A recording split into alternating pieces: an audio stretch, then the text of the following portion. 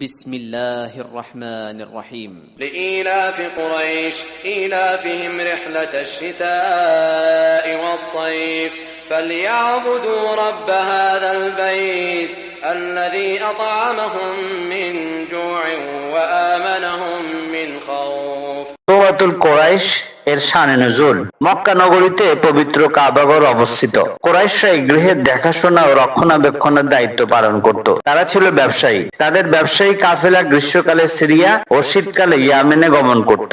আর পবিত্র কাবা গৃহের পরিচর্যার দায়িত্ব পালনের কারণেই তারা ইয়েমেন ও সিরিয়ায় নিরাপদে ব্যবসা বাণিজ্য করতে পারত। আব্রাহার আক্রমণ থেকেও তারা রক্ষা পেয়েছিল।